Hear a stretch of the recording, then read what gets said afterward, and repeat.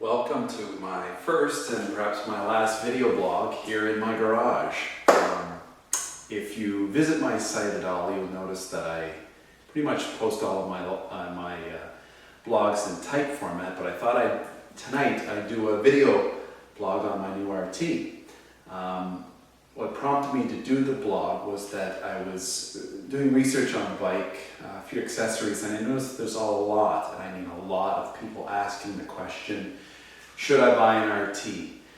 Or they're comparing it to another model that they're looking at. Now, a lot of those questions were probably asked in the 2008 to 2010 years on these various forums, but I thought, you know what? If I had access to a video review of a particular bike from a common guy like myself prior to buying one of these, it would have been very helpful. So I'm hoping I'll objectively show some of the attributes of the BMW that might be of interest to you if you're watching this, if you're considering buying one, or if you're comparing it to another model from another manufacturer, perhaps another model from BMW. The bike is a touring bike. It's one of BMW's big sellers. It's not as big a seller as the GS, which shares the same drivetrain, but it is their biggest touring bike in sales. It's here in Canada, the model, this particular model is 2009, but here in Canada, the retail on that 2009 RT base model was $19,000 in 2009. And then you could option them up with stereo, heated seats, the electronic suspension control, many accessories. This particular trunk is actually an accessory, which is about a $900 option here in Canada. But they also come loaded up, in my opinion, standard. So anyway, the bike is, as you can see, it's blue. There are 3 colors available that year. There's a standard gray. I actually have a BMW car, and it's what they refer to as space gray in the car. It's a dark gray, metallic. I prefer the blue, which has a little more, in my opinion, a little more flair. This one basically is as plain as they could come, and I was very lucky to find this one. I traded it in 3 sport bikes, or sold or traded in 3 sport bikes to get this bike. The R1200RT actually came out in 2005, I believe. They had a mild upgrade in 2007 related to the brakes, and in 2010 they did an upgrade on the engine. They went to a twin cam engine versus a single cam like this one has. This is referred to colloquially as a hex head, and the 2010, 11, and 12 are referred to as cam heads, I believe, from the BMW folks. This is my first BMW. I bought it. I'm 42 years old now. I find what prompted me to buy the bike was that I'm doing a lot of long distance driving, or finding that I'm enjoying driving long distances on motorcycles. And I did find that on sport bikes, even ones that are equipped with handlebar risers and a little more comfortable seats and perhaps taller windshields, I did find I was growing fatigued by the wind blast, by the riding position, by the lack of storage. So I found myself loading up the tank or the tail with soft luggage to carry even a little bit of gear around with me if I was going for more than an hour or two. This particular bike comes with tons of storage space, which I'll go through in just a moment. Has fantastic ergonomics, has great protection from the wind if you choose. It's actually adjustable, and I'll show you that. And it's quiet, comfortable, it's perfect. It's just set up for the kind of riding that I prefer to do now. Now, don't get me wrong, I enjoy sport riding. In fact, I've just last spring I did if you read my blog, I did a racing school day with the Schwantz Racing School. I plan on doing another one, and I enjoyed that. But what I did find after coming back from the school and after buying 2 sport bikes, just to try driving aggressively, I was never able in the year or the year and a half since doing that course to drive to that level on the street. You really have to take that level of riding to the track only, where you can drag your knee and feel the tires sliding out without worry of crashing or getting hurt. You still can get hurt on the track, but not to the same degree that you would on the street. So I'm My street riding now is primarily long distance. You can still ride this thing aggressively, but it's primarily long distance riding. Now, in 2005, I bought an FJ R1200, which was a touring bike. It's a sport touring bike, as technically this one is. Beautiful motorcycle, kitted up much, very similar to what this is, with the electric windshield, trunk, and this hard saddlebags, and comfortable seat. But the FJR is significantly heavier than this bike, believe it or not. This particular bike weighs, according to BMW, just over 500 pounds dry. When you load it up with oil, fuel, and all the other fluids, brake fluid, I guess, it probably tips the scales closer to 580 pounds. But it's still very, very light compared to the FJR, the Yamaha. Now the Yamaha also has a slightly bigger engine, much more powerful. It's liquid cooled, but very heavy and very top heavy. I think BMW has been known for decades for building sport touring bikes, or bikes designed for long distance touring, and they understand the formula tremendously. And their weight is centered down low. This particular bike, as with the GS and all the R models, the GS and the ST, I guess, which they don't make anymore, and the R1200R, they all have basically the same chassis and drivetrain, which is an engine that becomes a stressed member. The frame is actually, the chassis is the engine. And there's a small sub-chassis which supports the front end, which is also actually a shock supporting both fork legs. And the engine comes back, and the housing of the shaft, which is on the other side, is actually the rear suspension. So it's a very simplified, unified chassis, if you will. And by unifying it in that fashion, it keeps the weight down to a minimum. So this bike, the weight is low, and it's reduced compared to the FJR, for example. So although it looks big and bulbous, at times I find it attractive, but some people find it ugly. Whatever, that's subjective. In any case, the bike is relatively light, and when you get on it and you turn it, especially flipping from corner to corner, aggressively even, you find how inspiring it is, just because it is so light, and turns in very, very quick. I have sport touring tires on it. The back one's a brand new Pilot 3, which I find great, actually. I'm going to there's a Pilot 2 on the front, which I'm about to replace. This particular bike had 11,000 kilometers on it when I bought it, which is about 7,000 miles. The bike also, unlike the FJR and the Concours and even the BMW K GT series or GTL series, this bike, you sit more down into it, or it has the feeling you're sitting in it as opposed to on top and riding over top of the tank. And I'll show you what I mean. When I sit on this bike, the seat actually sits low. The tank comes up high and wide over top of your knees, but it's very narrow on either side because there's no engine, unlike a inline perimeter style bike such as the Connie or the FJR. There is no frame rails coming on either side of your knees, so your knees actually pinching close. The way the dash is designed, it goes deep and then rides up in front of you.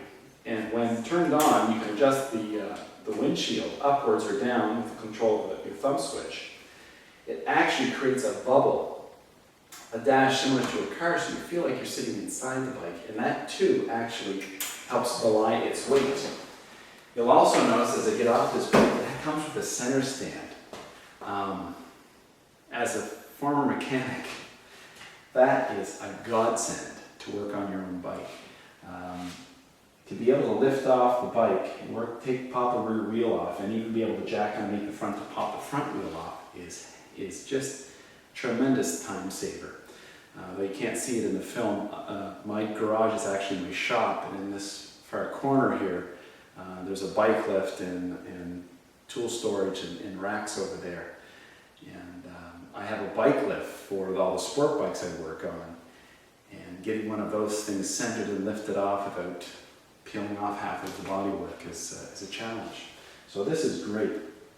As you can see, This particular bike does not come with a chrome exhaust pipe. It's standard stainless steel.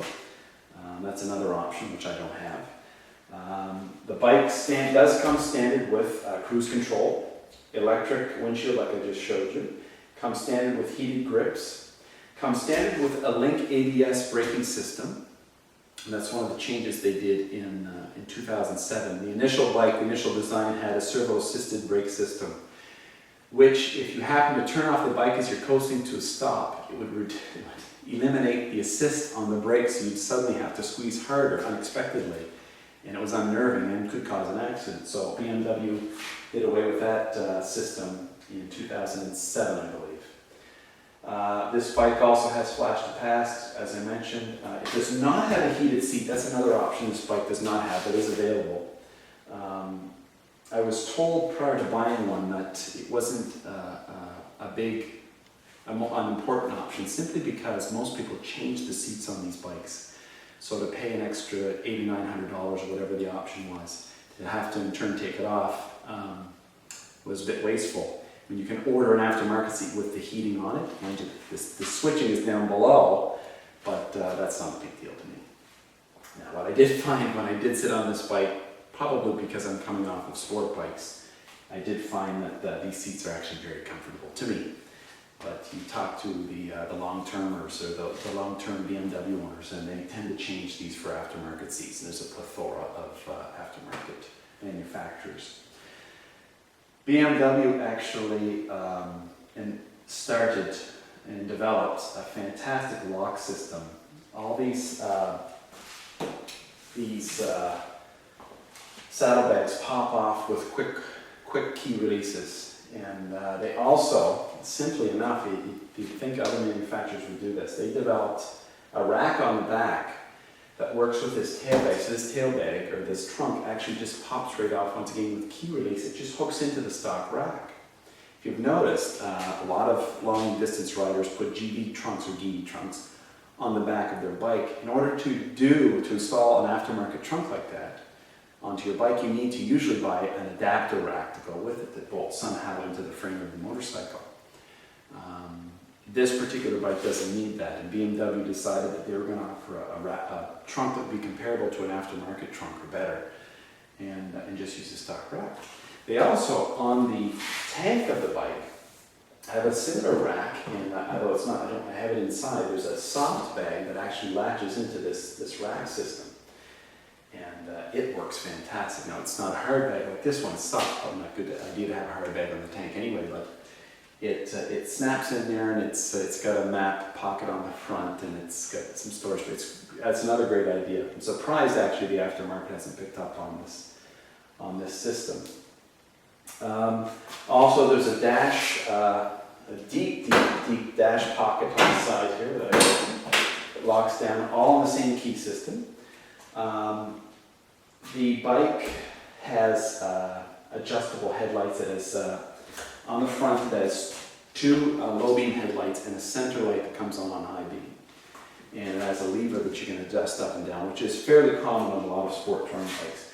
The seat is adjustable up or down. I'm about 5'11" and a half, just shy of 6 feet, about 195 pounds. And it's low setting. The bike actually, I can stand flat-footed on it. It's so narrow in the waist. And then it's high setting. If you were, say, 6'2" or 6'3", it would be perfect. Now, as far as wind blast, sitting on the bike, if I slouch down just a little bit, and I'll sit on here to show you, if I slouch down on the bike just a little bit, I get literally no wind blast, even at the top of my helmet. If I sit up straight with the windshield perfectly up, I'll get a little buffeting right on the tip of my helmet. Okay? When I lower the windshield all the way down, you get the wind blast right directly in the face. So if you have a loud helmet, and I wear Arai helmets, which tend to be very loud, you do get a lot of noise. So, but if you're hot and you're not going too fast, and you have your shield up and glasses on, I guess, the wind blast actually can be quite nice. I didn't buy, this particular bike doesn't have stereo system or radio, GPS, none of that stuff. Simply because I wanted to get into one of these as cheap as possible. So I'm sure if I looked for one, some or used one, I would have found one. I did read a lot of reviews to say that the stock stereo system prior to 2010 wasn't a great stereo system to begin with. So it's probably not a bad thing for me. I will be installing, and I'll perhaps do another video blog if I see this turned out okay. I'll be doing another video blog showing how I'm going to install the rack for the GPS Bluetooth system and the iPod and cell phone system all hooked in, because that will basically do the job of the stock system. So that effectively is the BMW RT, bare bones. It has an accessory right here too for the bike. As I mentioned, I test drove the first model year in 2005. We had a BMW dealer about an hour and a half from where I live here in eastern Canada.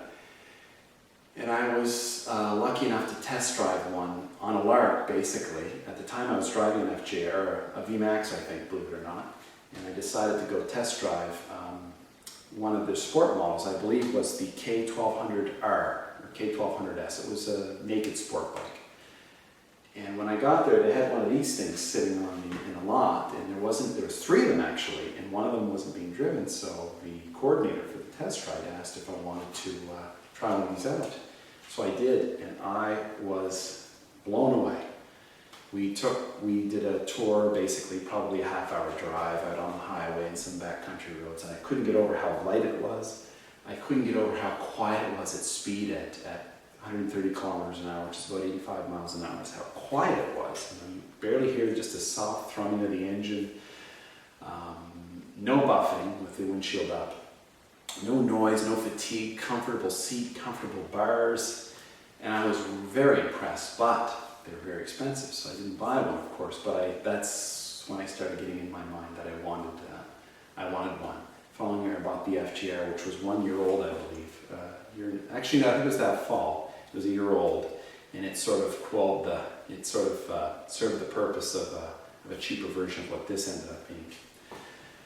And the FJR was unnerving. I've owned GSXR 1000s, GSXR 750s, Ninja 600s, Ninja 750s, R1s, R6s, FZRs, YZFs, you name it, a sport bike. And I expected a lighter, more nimble bike out of the Yamaha, and I didn't get it. It was very, very top heavy. Not great. You really were working hard. If you're driving the thing aggressively with all the luggage off it, driving it aggressively, trying your best to snap it from corner to corner, it was wrestle. It was hard work. Whereas this thing is light and quick and nimble for the size of it. So anyway, I test drove that one in 2005. I was impressed. Bought the FJR. Ended up selling the FJR I think 2 years ago. But I test drove another one of these in 2008. Was impressed again. They made some changes. But generally speaking, I just reaffirmed my desire to get one of these. Now, if you've never owned or driven a BMW, there's a few things you should know about them, especially the R series. Aside from what I've told you about the drivetrain being centralized down low, they're very, very gas. I mean, fantastic on fuel. For a big bike, it's not uncommon in metric terms to get 4 to 4.5 liters per 100 kilometers, with one rider. That's about, I'm told, I think about 58 to 60 some miles per gallon US. Fantastic. They have some quirkiness to them, which I know has been engineered out in recent years. In 2010, 2011, 12, they went to conventional, I'll say Japanese blinker, turn indicator buttons, but this is the standard BMW where you have 2 indicator buttons on either side, one for left, one for right, and the release of either one's on the right, strangely enough, where the horn is on the left. The starter button sits up on what would be the kill switch. So it's a kill toggle on top with the starter button in the middle of it, and that was a strange thing too. BMW also is known for their electronics, although it seems like it's simple. It's an air and oil cooled engine. It's not liquid cooled or not coolant jacketed engine. There's an oil cooler, and it relies on airflow over the oil cooler and the cylinder heads to cool it. It's a boxer twin.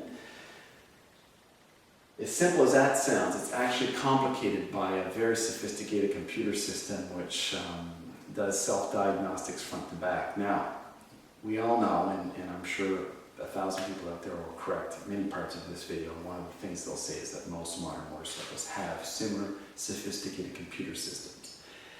BMW is a little bit fussier because it won't take, you cannot really tie into the electrical system. You can't tie into the ignition system so that you have accessories that you add that might come on with a key.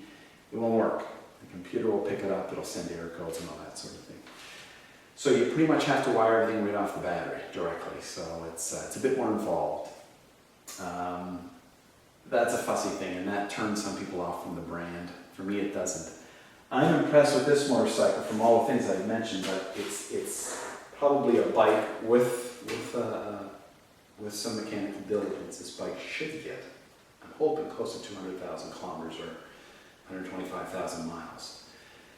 So I plan on driving as much as I can until I get sick of it, and I hope that won't be anytime soon. I've put things into perspective. I bought this bike 2 weeks ago, and I traded in 2009 Yamaha R1, which I had bought after it had been on the floor for a year, brand new. So I put 2,600 kilometers on that bike, which is probably 15,000 miles, or 1,500 miles, sorry.